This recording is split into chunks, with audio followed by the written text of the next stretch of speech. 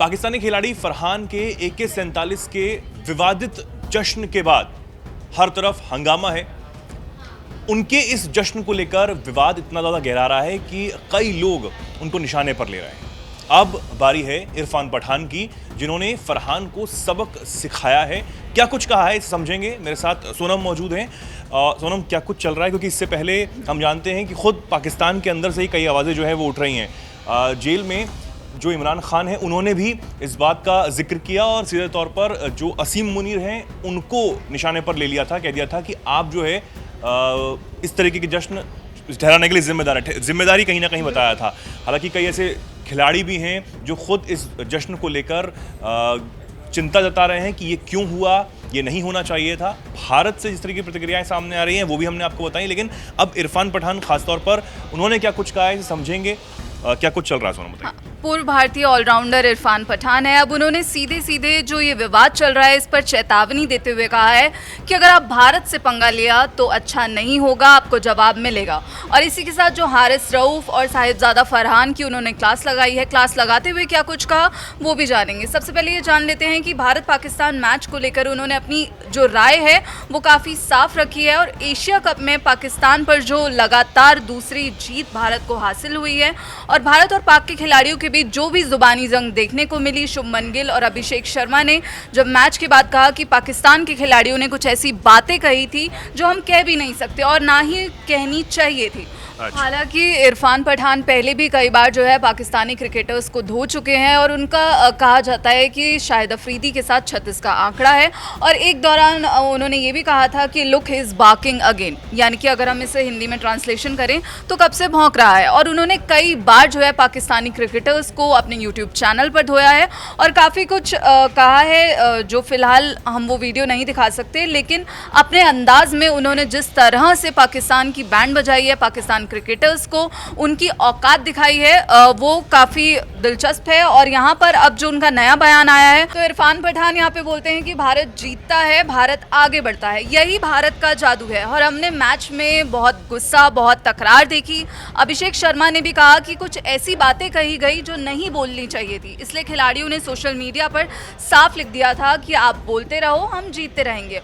और पठान का जो नज़रिया था वो ये था कि भारत मैदान पर जो है शालीनता बनाए हुए रखने में ही खुश है। भले ही पाकिस्तानी क्रिकेटर्स हमसे हाथ ना मिलाएं, लेकिन हम कभी भी ऐसी आक्रामकता नहीं दिखाएंगे। भारतीय क्रिकेटर्स पर कोई भी असर नहीं पड़ता, हम कुछ भी नहीं कहते, हम चुपचाप अपना क्रिकेट खेलते हैं, हमारा फोकस जो है क्रिकेट पर होता है। लेकिन यहाँ पर अब उन्होंने चताया, आप ये भी मत सोचिए, आप हमें हल्के में मत लीजिए, अगर आप कुछ कहेंगे तो हम जवाब नहीं देंगे, ऐसा नहीं होने वाला। चाहे आप ऑस्ट्रेलियाई हो या पाकिस्तानी हो, हम जवाब देंगे, मुंह तोड़ जवाब देंगे, अपने बल्ले से जवाब देंगे और आपको सीधा सीधा जवाब देंगे। उन्होंने कहा कि हम कभी मीडिया पर ये बात नहीं करते कि पाकिस्तान कैसे हारा, कैसे वो जो विश्व कप 2022 में जिम्बाब्वे से हारा था। मैंने कोई भी ट्वीट नहीं किया, ना ही किसी ने, क्योंकि हमें फ़र्क नहीं पड़ता कि वो हार रहे हैं या फिर जीत रहे हैं। हम बस चीज़ों को ध्यान से देखते हैं, उनको अंडरस्टैंड करते हैं, लेकिन हमें ये परवाह नहीं है कि पाकिस्तान हार रहा है या फिर जीत रहा है। और आगे उन्होंने कहा कि आप हमसे पंगा लेंगे तो हम छोड़ेंगे नहीं, भारत को जो छेड़ता है तो फिर हम उसे छोड़ते नहीं हैं, यही हमारा रूल है। मैच में हमने देखा, फिर चाहे फरहान का सेलिब्रेशन हो, आप जानते हो कि दोनों देशों में क्या चल रहा है, फिर आप इस तरह की हरकत कैसे कर सकते हो? आप जश्न मना रहे हो। मुझे लगा था कि हारिस बहुत अच्छा लड़का है, लेकिन जिस तरह से उसने इस मैच में हरकत की उसकी उम्मीद नहीं थी। इन खिलाड़ियों ने जिस तरह से मैच में अपना रवैया दिखाया है उससे ये पता चलता है कि इनकी अपब्रिंगिंग कैसी है, इनकी परवरिश कैसी हुई है, ये कहाँ से आए हैं और ये क्या करते हैं। लेकिन यहीं पर उन्होंने कहा कि भारत को अगर आप छेड़ेंगे तो फिर भारत छोड़ने वाला नहीं है। बिल्कुल। और न सिर्फ इरफान पठान बल्कि कई ऐसे खिलाड़ी जो हैं जिनमें हरभजन सिंह शामिल हैं, वो कई बार पाकिस्तान के चाहे वो पूर्व खिलाड़ी हों या फिर अभी जिस तरीके से बदजुबानी जो पाकिस्तानी खिलाड़ी कर रहे हैं उनको अपने अंदाज में जवाब दे चुके हैं और कई बार ये बता चुके हैं, ये जता भी चुके हैं कि पाकिस्तानी खिलाड़ियों का आखिर स्टैंडर्ड क्या है। लेकिन सबसे बड़ी बात है कि पाकिस्तानी खिलाड़ियों के अंदर मैदान में जो जहर उगलने की जो बात की जा रही है या फिर जो इशारे चाहे वो रऊफ की तरफ से किए गए हों या फिर फरहान की तरफ से किए गए हों, वो बिल्कुल भी बर्दाश्त करने लायक नहीं है। उम्मीद है आने वाले समय में जो उन्हें कोई सज़ा जो है वो इस तरीके की मिले ताकि इस तरीके का चाहे वो जश्न भी हो या फिर जो इशारे उन्होंने फैंस को लेकर या फिर किसी एक देश को लेकर करने की कोशिश की है, उनको सबक उसका मिल सके। फिलहाल जिस तरीके की पाकिस्तान की नीयत है या फिर पाकिस्तान की हालत है, वो ये खिसियाहट भी है कि भारतीय खिलाड़ी आज अपने दमखम से कहाँ पर खेल रहे हैं।